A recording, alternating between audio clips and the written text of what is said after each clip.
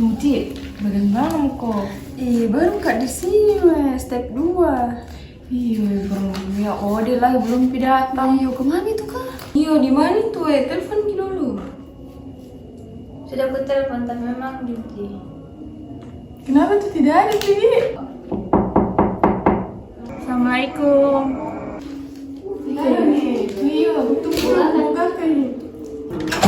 Ih, kenapa aku baru datang, Ode? Maaf Kak terlambat teman-teman, soalnya tuh banyak sekali Kak pikiranku, banyak sekali Kak masalahku Oh, langsung mau ke sini kok. Duduk, Ode. Ode. Jauh tuh, Ode. Baru datang. Kenapa Kak, Ode? Banyak sekali Kak pikiranku bahkan belum Kak makan. Kodo. Sampai mana mau kowe? Sampai mana mau kau menulis? Dan dari saya baru jalan juga step berapa ini? Baru saya susun dapur semua ini. Saya analisis masalah, Mak. Saya mau saya mau masuk di analisis masalah. Deh, kenapa tiba-tiba sakit sekali kepala aku di sebelah aja yang sakit, kayak rasa ditusuk-tusuk. Apa memang sudah kerja Kak? Stres sekali Kak, banyak sekali pikiranku. Baru belum makan, baru hari pertama Kak juga haid, baru sudah 3 hari tidak bisa Kak tidur. Apa-apa yang merasa itu? Nyeri sekali kepalaku baru kayak rasa ditusuk-tusuk, baru hanya sebelah aja yang sakit. Pagi sebelah kanan, terus nanti beberapa harinya lagi sebelah kiri, pindah-pindah. Kayaknya Migrain. migrain. Baik, di sini saya akan menjelaskan terkait definisi dari migrain. Migrain adalah penyakit neurologis kronis paroksimal yang ditandai dengan serangan nyeri kepala, baik sedang maupun berat, yang disertai dengan gejala neurologis dan juga bersifat sistemik reversibel. Prevalensi migrain bervariasi pada jenis kelamin seseorang. Umumnya terjadi sebanyak 17,6% pada wanita dan 5,7% pada pria. Insiden migrain tertinggi didapatkan pada usia 15 hingga 24 tahun, dengan puncaknya terjadi pada usia 20-24 tahun pada wanita dan 15-19 tahun pada pria. Sekitar 70% ini menderita common migraine dan 20%-nya menderita focal migraine atau classical migraine. Selanjutnya saya akan menjelaskan terkait etiologi dan juga faktor risiko yang menyebabkan terjadinya migrain.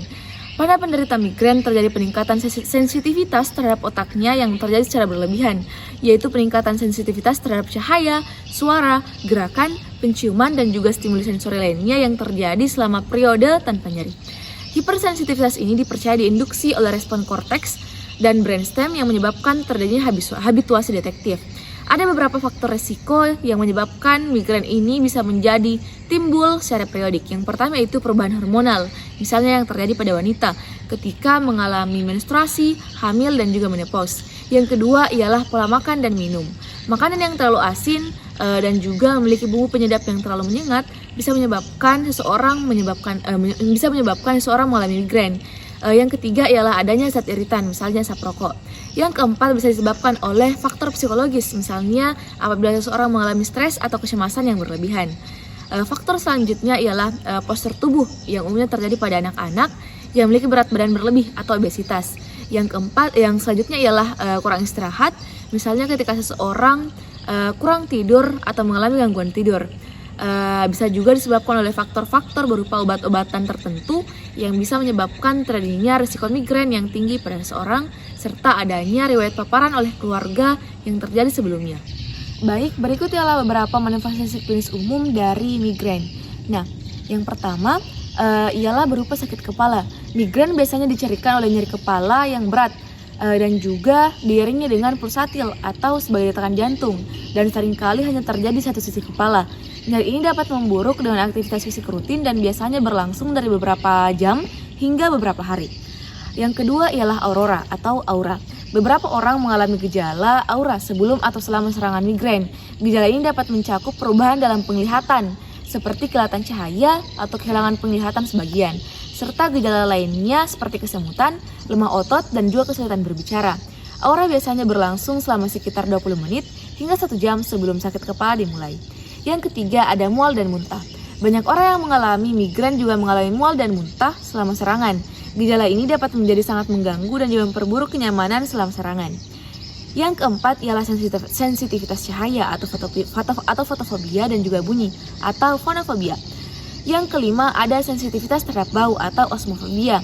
Beberapa orang dengan migren juga menjadi lebih sensitif terhadap bau-bauan, terutama selama serangan migren ini terjadi. Nah, selanjutnya ialah gangguan pencernaan. Umumnya, orang-orang yang mengalami migren ini mengalami gangguan pencernaan seperti diare atau konstipasi sebelum atau selama serangan migren. Dan selanjutnya ini ada juga yang berupa perubahan mood atau terjadi gangguan mood dari orang yang menderita migren tersebut.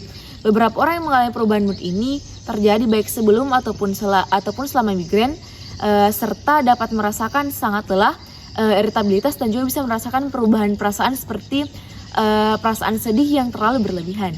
Selain itu, hal parahnya lagi bisa menyebabkan terjadi kelumpuhan serangan. Dalam beberapa kasus, migren ini dapat berlangsung selama lebih dari 72 jam atau bahkan terjadi selama beberapa hari tanpa peredaan gejala yang terjadi secara signifikan. Hal ini dikenal dengan sebagai status migrainosus dan juga memerlukan perhatian medis secara segera. Nah, patofisiologi dari migren. Migren disebabkan oleh gangguan jaringan otak yang kompleks dengan riwayat genetik yang kuat menyebabkan bagian korteks, subkorteks, dan brainstem yang mempengaruhi terjadinya nyeri dan gejala lainnya. Nah, pada sebagian besar kasus, migrain terjadi diawali dengan bagian sentral otak pada area otak yang dapat menyebabkan timbulnya gejala prodroma neurologis klasik dan aura. Kemudian nyeri kepala akan terjadi setelah aktivitas dari nociceptor maningeal pada sistem trigeminovaskular. Nah, patofisiologi migren diperkirakan melibatkan aktivitas melalui TCC, melalui depolarisasi neuron pseudonipolar yang menjalar dari ganglion trigeminal yang menginnervasi struktur maningeal dan vaskular cerebral, menyebabkan aktivitas dari neuron second order pada nucleus caudalis trigeminal atau TDC di medula, brainstem, dan radix posterior, segmen saraf, spinal cervical bagian atas. Stimulasi dari neuron first order nociceptus trigeminal menyebabkan terjadinya aktivitas pola somatotropik pada aksis rostrocaudal, brainstem neuron second order pada tendensi dan radix posterior cervical diregulasi oleh nucleus rape magnus periaqueductal gray atau PAG trigeminal nuclei rostal dan sistem inhibitor cortical downscanding meluas hingga nuklei dorsomedial dan ventroposteromedial thalamus. Nyeri trigeminal juga dikaitkan dengan aktivitas beberapa area kortikal, yaitu area insular cortex, cortex cingulatum anterior, dan cortex somatosensori. Assalamualaikum.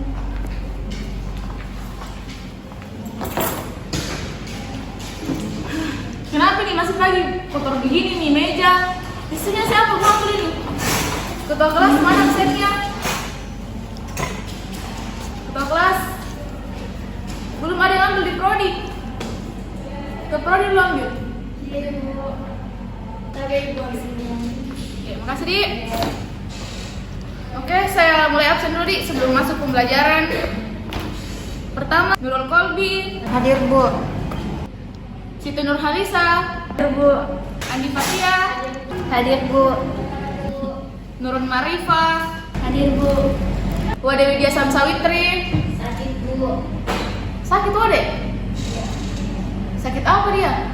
Jadi kemarin itu Bu Widya sempat mengeluhkan sakit kepalanya sebelah, berdenyut-denyut, terus beberapa kali dia tidak nafsu makan, terus katanya dia juga mempunyai beban pikiran yang berat Bu, jadi sakit terus kepalanya.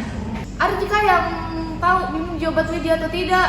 Ada juga siapa tahu pergi ke rumah sakit atau tidak? Ada yang tahu kabarnya Widya? Tidak Ibu. Kalian tahu jika kira-kira di Widya sakit apa Ki? Kalau misal berdasarkan apa yang temannya bilang itu tadi, semua yang kena Widya itu kira-kira sakit apa itu? Kayaknya migren, Bu.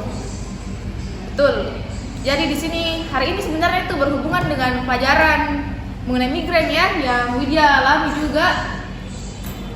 Karena sepertinya kalian sudah mulai tahu soal bagaimana migrain bisa terjadi dan definisinya. Mungkin sekarang kita belajar soal tata laksana terapinya saja ya. Nah, jadi di sini saya akan tampilkan video terkait bagaimana tata laksana terapi dari migrain tersebut. Tunggu, saya putar ya. 1, 2, 3. Terapi akut migrain. Pilihan terapi akut meningkat dari waktu ke waktu. Saat ini, obat-obat yang telah menunjukkan efektivitas dalam terapi serangan migrain dapat dibagi menjadi terapi tidak spesifik, yaitu contohnya ada analgesik dan obat antiinflamasi non-steroid atau NSAID, dan terapi spesifik contohnya adalah derivatif ergot dan juga triptan. Yang pertama itu terapi non-spesifik NSAID dan analgesik. Analgesik dan NSAID adalah obat pilihan pertama untuk mengatasi migrain ringan ataupun migrain sedang.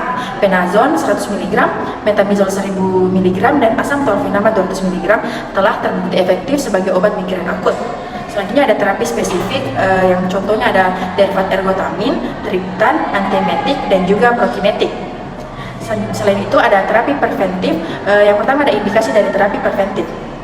Pada pasien yang sering mengalami serangan migrain, gejala migrain yang berat ataupun mengalami aura persisten, pemberian terapi preventif ini sebaiknya disarankan selain pemberian dari edukasi dan juga terapi perilaku. Selanjutnya ada tujuan dari terapi. Adapun tujuan dari terapi preventif ini ialah untuk mengurangi frekuensi, durasi, severitas, dan disabilitas serangan migrain. Juga bisa meningkatkan respon pasien terhadap terapi akut migrain, mengurangi ketergantungan pada terapi akut yang infektif, sulit ditoleransi, dan tidak diinginkan oleh pasien. Selanjutnya ada pilihan terapi dari preventif.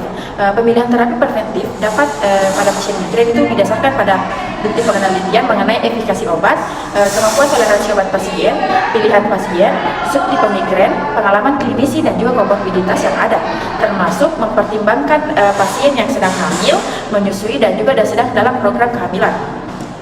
Selain itu juga ada keberhasilan terhadap terapi preventif. Jadi terapi preventif migrain ini dapat dikatakan berhasil apabila frekuensi seharian dari ini itu bisa berkurang sebanyak 50%. Terakhir itu ada kriteria penghentian terapi. Terapi preventif migrain sebaiknya dihentikan apabila pasien mengalami efek samping yang tidak dapat ditoleransi lagi ataupun adanya reaksi obat yang berat. Selain itu juga ada terapi profilaksis migrain terbaru. Yang pertama itu ada obat antiepilepsi. Obat antiepilepsi semakin direkomendasikan untuk pencegahan terhadap migrain karena uji coba terkontrol plasebo yang dilakukan dengan baik. Di antara dari obat tersebut yang sering digunakan antara lain ada yang pertama itu ada asam valproat, ada topiramate, yang selanjutnya ada antibody calcitonin generate peptide atau CGRP. Calcitonin generate peptide CGRP merupakan neuropeptida yang berikatan dengan beberapa G protein koplut reseptor atau GPPCRS pada kelompok reseptor calcitonin yang berbeda-beda. Di antaranya itu ada CGRP, amilin, calcitonin, dan juga reseptor adrenomedulin dengan CGRPR yang menunjukkan afinitas kepada ikatan tertinggi. Selanjutnya terapi non-farmakologis dalam pencegahan migrain itu dapat dipengaruhi oleh terapi psikologis untuk perubahan gaya hidup. Terapi perilaku digunakan untuk terapi migrain dengan tujuan untuk mengajarkan kepada pasien bagaimana sebenarnya menghadapi gejala migrain dan juga mengidentifikasi faktor pemicu atau potensial untuk nyeri kepalanya. Beberapa terapi perilaku yang sering digunakan yaitu latihan relaksasi, biofeedback, terapi perilaku kognitif, teknik relaksasi yang dapat digunakan berupa relaksasi otoprogresif, dan juga meditasi. Dewi dia, tadi tuh sudah nonton di kelas sama ibu. Ada ibu udah sarankan kau minum obat Venazon 1 gram 3 kali sehari. Iya, nanti mau coba, tapi kalau misal nggak ada perubahan, Pagi kau periksa di dokter kalau misalnya nggak sembuh-sembuh. Ada teman ke 1 kelas. terima kasih.